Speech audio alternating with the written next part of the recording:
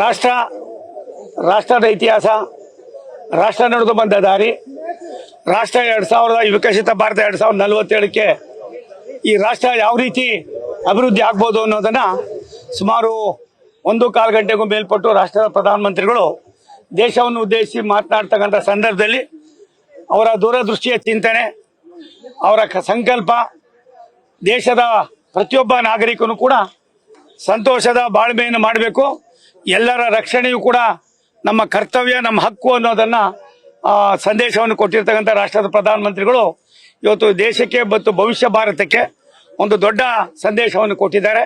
ನಾನಾದರೂ ಇವತ್ತು ಭಾರತ ಸರ್ಕಾರದ ಒಬ್ಬ ರಾಜ್ಯ ಮಂತ್ರಿಯಾಗಿ ಔಪಚಾರಿಕವಾಗಿ ನನ್ನ ಮನೆಯಲ್ಲಿ ನಮ್ಮ ಇಲಾಖೆಯಿಂದ ಏನು ರೈಲ್ವೆ ಇಲಾಖೆಯಿಂದ ನಮ್ಮ RPFನ ನಮ್ಮ ಇಲಾಖೆಯ ಪೊಲೀಸ್ ಅಧಿಕಾರಿಗಳು ತುಂಬ ಚೆನ್ನಾಗಿ ಇವತ್ತು ಇಲ್ಲಿ ಕಾರ್ಯಕ್ರಮವನ್ನು ಪ್ರತಿ ವರ್ಷದಂತೆ ಈ ವರ್ಷನೂ ಕೂಡ ಮಾಡಿದ್ದಾರೆ.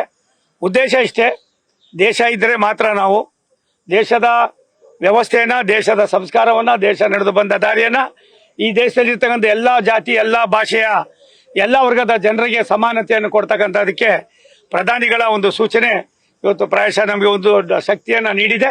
ಇಂಥ ಸಂದರ್ಭದಲ್ಲಿ ನಾನು 80ನೇ ಸ್ವಾತಂತ್ರ್ಯೋತ್ಸವದ ಶುಭಾಶಯಗಳನ್ನು ತಮ್ಮ ಜೊತೆಯಲ್ಲಿ ಹಂಚಿಕೊಳ್ಳೋದಕ್ಕೆ ಸಂತೋಷ ಪಡ್ತೀನಿ. Thank you. ನ್ಯೂಸ್ ಫಸ್ಟ್, ನಿರ್ಭೀತಿಯಿಂದ ನಿಮ್ಮ ಪರವಾಗಿ.